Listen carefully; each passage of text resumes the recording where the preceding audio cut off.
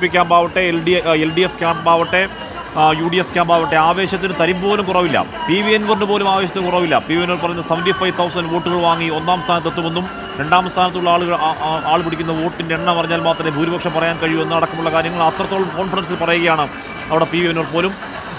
നേരത്തെ ഷാഫി പറമ്പിൽ പറഞ്ഞു കേട്ടു, ഇവിടെ ഇഞ്ചോടിഞ്ചും ഒന്നുമില്ല, ഇവിടെ സമഗ്ര മേധാവിത്വമാണ്, അവിടെ ജയിക്കുമെന്ന കാര്യത്തിൽ ഉറപ്പാണ്, പിന്നെ ഭൂരിപക്ഷത്തിൻ്റെ കാര്യത്തിൽ മാത്രമാണ് സംശയം എന്ന കാര്യം UDF ക്യാമ്പ് പറയുന്നു. അതല്ല ഇക്കുറിയും M സ്വരാജിനൊപ്പം ഇടതുപക്ഷത്തിനൊപ്പം നിൽക്കുന്നു നിലമ്പൂർ എന്ന വലിയ കോൺഫിഡൻസ് ഇടതുപക്ഷ ക്യാമ്പ് വെച്ച് പുലർത്തുന്നു.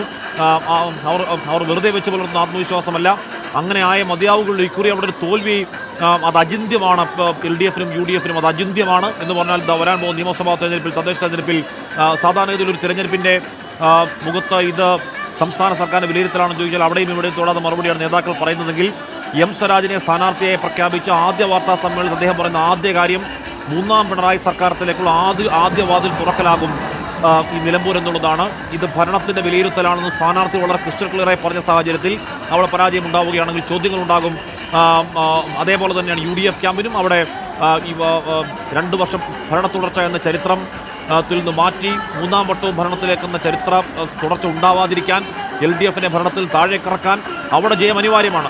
അവിടെ ജയിച്ചാൽ മാത്രമേ തങ്ങൾ കരുത്തരാണ് എന്ന് പറയാൻ കഴിയുകയുള്ളൂ. തങ്ങൾക്കുള്ളിൽ ശൈഥില്യമില്ലെന്നും ഈ സർക്കാരിനെ അധികാരത്തിലേക്ക് ഇറക്കാൻ തങ്ങൾ പ്രാപ്തരാണെന്നും പ്രഖ്യാപിക്കണമെങ്കിൽ നിലമ്പൂരിൽ ജയം അനിവാര്യമാണ്. BJP സംസ്ഥാന അധ്യക്ഷൻ ചുമതലയേറ്റെടുത്ത ശേഷമുള്ള ആദ്യ തെരഞ്ഞെടുപ്പ് ഉള്ള വോട്ട് കളയാതിരിക്കുക എന്നുള്ളത് BJPക്കും നിർണായകമാണ്. അത്തരത്തിൽ പല ഘടകങ്ങൾ കൊണ്ട് പല മുന്നണികൾക്ക് ഒക്കെ അതിനിർണായകമായ തെരഞ്ഞെടുപ്പിൻ്റെ കൊട്ടിക്കലാശത്തിലേക്ക് പോകുന്നു കാര്യങ്ങൾ. വിജയകുമാർ കൂടി ചേർന്നു. വിജയകുമാർ, പല വിഷയങ്ങൾ പല ഘട്ടങ്ങളിൽ പല ആവർത്തി വന്നുപോയ തെരഞ്ഞെടുപ്പാണ്. ഇതിൻ്റെ ആവേശം ഇപ്പോൾ ഏതെങ്കിലും ഒരു തെരഞ്ഞെടുപ്പിൽ ഇത്തരത്തിൽ കൊട്ടിക്കലാശം രണ്ടായി സ്പ്ലിറ്റ് ചെയ്തിട്ടുണ്ടോ എന്ന് അറിയില്ല. അങ്ങനെ സ്പ്ലിറ്റ് ചെയ്തത് ഈ പറയുന്ന വിഷയങ്ങളുടെയൊക്കെ പോയ ദിവസത്തെ ആവേശം കൊട്ടിക്കലാശം അതിൻ്റെ പരമാവധിയിലേക്ക് വരുന്നു എന്നതുകൊണ്ടല്ലേ വിജയകുമാർ?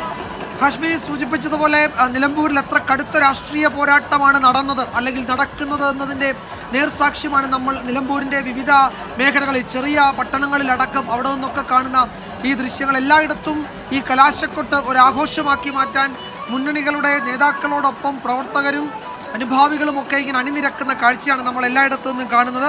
ഇപ്പോൾ M സ്വരാജ് ഈ വേദിയിൽ പ്രവർത്തകരോടൊപ്പം വേദിയിലേക്ക് എത്തുന്നു എന്ന വിവരം സുഹൈൽ റിപ്പോർട്ട് ചെയ്യുന്നുണ്ട്. അപ്പോൾ നിലമ്പൂരിൻ്റെ കാർഷിക മേഖലയിൽ നിന്ന് ഗ്രാമങ്ങളിൽ നിന്നൊക്കെ തുടങ്ങിയ റോഡ് ഷോ അതിന് ചെറിയ പട്ടണങ്ങളിലൂടെ ചെറിയ നഗരങ്ങളിലൂടെയൊക്കെ കടന്ന് പരമാവധി ജനങ്ങളുടെ ഇടയിലൂടെ സഞ്ചരിച്ച് ഇതാ അവർക്ക് നിശ്ചയിച്ചിരിക്കുന്ന കേന്ദ്രത്തിലേക്ക് എത്തുകയാണ്. LDFും UDFും NDAയും അവരുടെ റോഡ് ഷോകൾ. PV അൻവർ നേരത്തെ പറഞ്ഞതുപോലെ അദ്ദേഹം ഈ പറയുന്ന കലാശക്കൊട്ടിൽ അതിൻ്റെ ആവേശത്തിൽ വിശ്വസിക്കുന്നില്ല. 19-ന് കാണാം ജനങ്ങളുടെ ആവേശം എന്നാണ് അദ്ദേഹം പറയുന്നത്. അപ്പോൾ അത് 23-ന് അത് തുറക്കുമ്പോൾ അതിൻ്റെ റിസൾട്ടും അറിയാം എന്നാണ് പറയുന്നത്. അതിനപ്പുറത്തേക്കുള്ള കലാശക്കൊട്ടിലൊന്നും PV അൻവർ വിശ്വസിക്കുന്നില്ല എന്നാണ് അദ്ദേഹം സൂചിപ്പിക്കുന്നത്. എന്തായാലും പരമാവധി പ്രവർത്തകരെ അണിനിരത്തിക്കൊണ്ട്, പ്രാദേശിക നേതാക്കളെയൊക്കെ അണിനിരത്തിക്കൊണ്ട് LDFും UDFും BJPയും അവരുടെ പരസ്യ പ്രചാരണം അവസാനിപ്പിക്കുന്ന ആ മണിക്കൂറുകളിലേക്ക് ഇനിയിപ്പോൾ ഏതാനും ചില മണിക്കൂറുകൾ മാത്രം, 2-2.5 മണിക്കൂർ കഷ്ടിച്ചേ ഉള്ളൂ പരസ്യ പ്രചാരണത്തിന്. അത്രയും സമയം അവരുടെ കരുത്ത് എന്താണ്, മണ്ഡലത്തിലെ ബലം എന്താണ്, മണ്ഡലത്തിൽ അവരുടെ സ്വാധീനം എന്താണ് എന്ന് മാലോകരെ അറിയിക്കുക. അതിന് മുഴുവൻ പ്രവർത്തകരെയും 1-2 പ്രധാനപ്പെട്ട കേന്ദ്രങ്ങളിലേക്ക് സംഘടിപ്പിക്കുകയാണ്, അണിചേർക്കുകയാണ്. അങ്ങനെ കലാശക്കൊട്ട് അതിങ്ങനെ ആവേശത്തോടെ പ്രവർത്തകരുടെ പങ്കാളിത്തത്തോടെ നീങ്ങുകയാണ്. കഴിഞ്ഞ കുറച്ച് തെരഞ്ഞെടുപ്പുകളായി, അതായത് കഴിഞ്ഞ ലോക്സഭാ തെരഞ്ഞെടുപ്പോ അതിന് തൊട്ടു മുമ്പ് നടന്ന നിയമസഭാ തെരഞ്ഞെടുപ്പൊക്കെ നോക്കിയാൽ ഈ കലാശക്കൊട്ട് എന്നത് മുന്നണികൾ അവരുടെ കരുത്ത് കാണിക്കുന്നതിനുള്ള അവസരമാക്കി മാറ്റുന്നുണ്ട് എന്നത് നമ്മൾ ഈ തെരഞ്ഞെടുപ്പുകളിലൊക്കെ അതിൻ്റെ അവസാന ലാപ്പിൽ കാണുന്നതാണ്. അപ്പോൾ അതിനൊരു കുറവും വരുത്താൻ പാടില്ല. ഈ മണ്ഡലത്തിൻ്റെ ഇപ്പോൾ നിലമ്പൂരിൻ്റെ കാര്യത്തിൽ നിലമ്പൂരിലെ വിവിധ പഞ്ചായത്തുകളിലോ അല്ലെങ്കിൽ നഗരസഭയിലോ ഒക്കെ ഇങ്ങനെ പ്രവർത്തിച്ചുകൊണ്ടിരുന്ന പ്രവർത്തകർ ഒരു ദിവസം മുഴുവൻ പ്രവർത്തകരും അവരുടെ അനുഭാവികളും അണികളും പാർട്ടി അണികളും ഒക്കെ ഒരു പോയിന്റിലേക്ക് അല്ലെങ്കിൽ 1-2 കേന്ദ്രങ്ങളിലേക്ക് സംഘടിക്കുകയാണ്. LDFനെയും UDFനെയും സംബന്ധിച്ച് നിലമ്പൂരിൽ ആളെ കൂട്ടാൻ ബുദ്ധിമുട്ടുള്ള മുന്നണികളല്ല, പാർട്ടികളല്ല. കോൺഗ്രസും ലീഗും CPMും ഉൾപ്പെടെയുള്ള പാർട്ടികൾ അവരുടെ സംഘടനാ ശേഷി, അവരുടെ ആൾബലം, അവരുടെ നേതാക്കന്മാരുടെ സംഘാടക മികവ് ഒക്കെ പലകുറി നിലമ്പൂരിൽ കണ്ടിട്ടുള്ളതാണ്.